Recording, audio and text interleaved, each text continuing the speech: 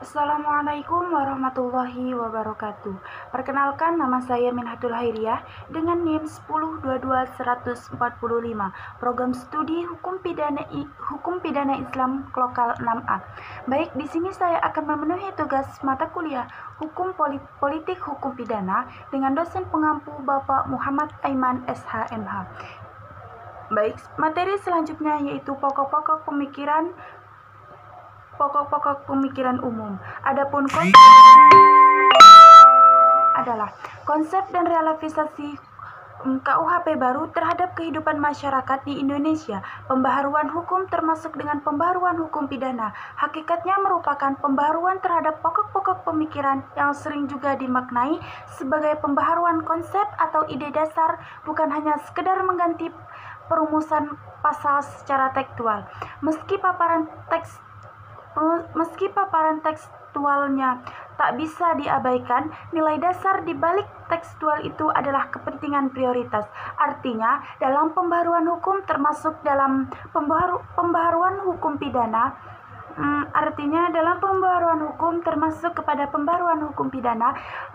pembaharuan terhadap nilai-nilai itulah yang menjadi kebutuhan yang mendasarkan, sebab substansinya hukum adalah nilai. Selain itu, kemajuan teknologi dapat perubahan sosial dan mempengaruhi latar belakang perubahan KUHP. Era digital dan era internet ini membawa tantangan baru dalam bijak hukum pidana, seperti kejahatan cybercrime, penyebaran konten negatif, dan pelanggaran privasi. Oleh karena itu, perlu ada penyesuaian hukum yang relevan dan efektif untuk mengatasi perkembangan teknologi dan perubahan sosial yang terjadi. Jadi, selama beberapa dekade terakhir, KUHP di Indonesia telah mengalami revisi yang signifikan. Pemerintah dan lembaga terkait bekerja sama untuk memperbaiki dan mengupdate KUHP agar sesuai dengan kebutuhan masyarakat modern. Adapun beberapa perubahan yang dilakukan mencakup penghapusan pasal-pasal diskriminatif, meningkatkan sanksi terhadap kejahatan,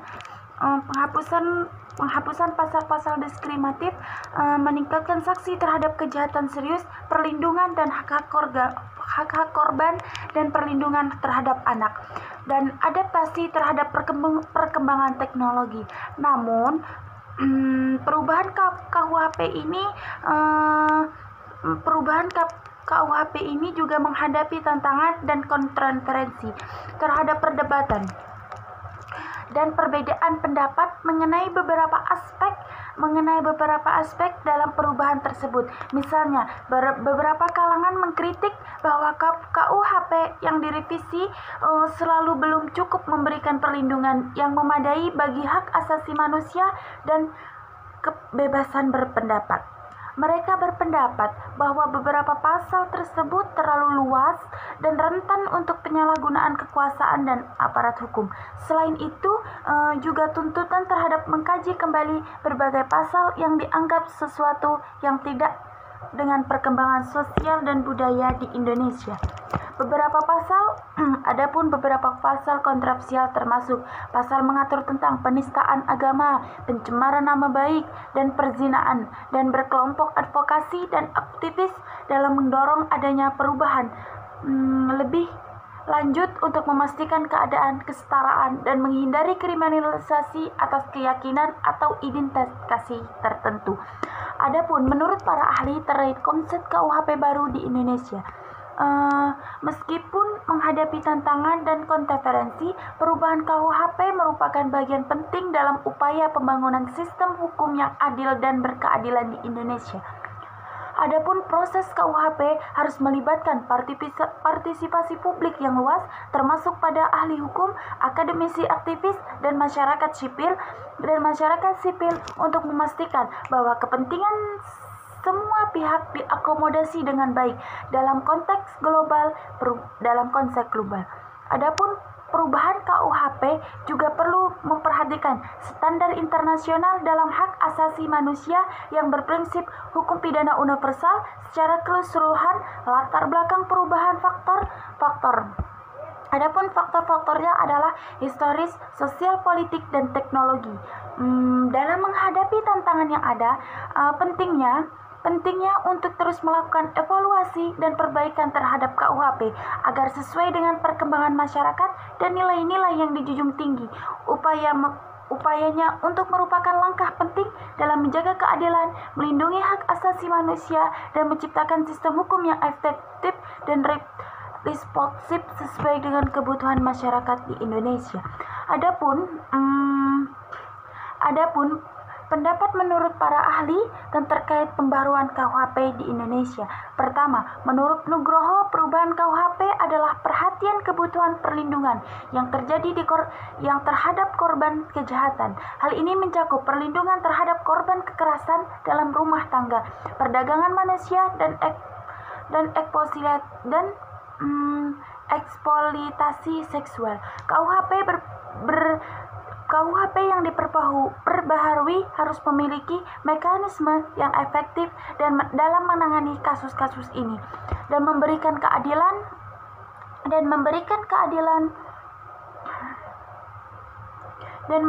keadilan kepada para korban. Dalam konteks global, pentingnya bagi Indonesia untuk selalu beradaptasi dengan perkembangan hukum pidana internasional. Hal ini melibatkan pengakuan terhadap prinsip-prinsip hukum internasional seperti prinsip keadilan, non-diskriminasi, dan perlindungan terhadap hak asasi manusia. Kesesuaian KUHP dengan standar internasional dan memperkuat citra Indonesia sebagai negara yang berkomitmen terhadap supresi hukum dan penghormatan terhadap hak asasi manusia dalam menghadapi tantangan perubahan KUHP. Adapun yang kedua, menurut Bardanawawi Arif bahwa hukum suatu bangsa bersifat bangsa sentris. Karena itu pembaruan hukum sesuai dengan bangsa, termasuk dengan pembaruan hukum, hakikatnya merupakan usaha untuk melakukan peninjauan dan menilaikan kembali nilai-nilai sosial dan yang melandasi memberi isi terhadap muatan normatif atau substansi hukum pidana yang dicita-citakan. Pembaruan hukum bangsa dengan demikian tidak dapat dilepaskan dari budaya bangsa yang bersangkutan. Itulah materi tadi. Kurang dan lebih saya mohon maaf. Saya akhiri dengan ucapan wassalamualaikum warahmatullahi wabarakatuh.